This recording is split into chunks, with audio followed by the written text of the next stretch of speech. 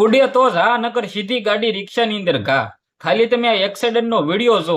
જે આ મિત્રો વાત કીધો, હવે તમે વિચાર કરતા હશો કે આ ભાઈ કઈ રીતના ગાડી હાંકી રહ્યો હશે, કે ખુલ્લી આમ જાહેરની અંદર રિક્ષાની અંદર ઘાલી દીધી.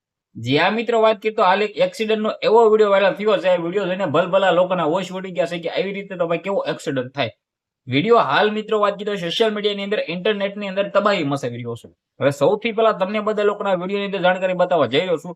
એની પહેલા કમેન્ટની અંદર તમારે શું કહેવું છે આવા લોકો માટે જે ગાયંગા ફાસ્ટ ગાડી હાંકે છે. સૌ પ્રથમ તો બધા લોકોને અપીલ કે ભાઈઓ જેટલી ગાડી હાંકવાની હોય એટલી જ હકાય, ઝાઝી હકાય નહીં. તમારા 2-5 મિનિટ ગાયંગા પોગવાનું હોય છે, એના કારણે ભાઈ તેને આખી જિંદગી ભાઈ પ્રોબ્લેમ આવી જતી હોય છે.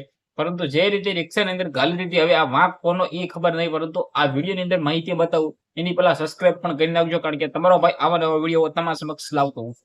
હાલ મિત્રો વાત કીધો સોશિયલ મીડિયાની અંદર વહેલી સવારથી ઇન્ટરનેટની અંદર વિડીયો વાયરલ થયો છે. આ વિડીયોની અંદર એક ગાડી છે એ રિક્ષાની અંદર ગરી ગઈ છે.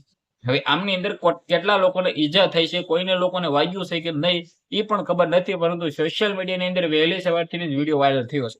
હવે તમને બધા લોકોને અપીલ કરું કે ભાઈઓ ગાડી ફાસ્ટ હાંકવી નહીં. હવે રિક્ષાવાળાનો વાંક હોય તો રિક્ષાવાળાનો, કે ગાડીવાળાનો વાંક હોય તો ગાડીવાળાનો. ગાડી ખાઈંગા હાંકી હોય, ફાસ્ટ હાંકી હોય, સ્પીડની અંદર હાંકી હોય, 2-5 મિનિટના કારણે ભાઈ આખી જિંદગી ભાઈ તબાહ થઈ જતી હોય છે, તમારી પણ સામેલા વાળાની પણ. પરંતુ એક્સિડન્ટથી સાવધાન ને આવી રીતે ગાડી ચલાવી ન જોઈએ. બધા લોકોને અપીલ કે આવી રીતે ગાડી નહીં હાંકતા. બાકી હાલ મિત્રો વાત કીધું સોશિયલ મીડિયાની અંદર આ વિડીયો વાયરલ થયો છે. વિડીયો વિશે તમારું શું કહેવું છે, તમારી શું રાય છે, જે વડે કમેન્ટની અંદર વિશે વિડીયો શેર કરો, ફોલો કરો. આપણે એક નવો વિડીયો મળી જશે. બધા લોકોને દિલથી ધન્યવાદ. જય હિન્દ, જય ભારત.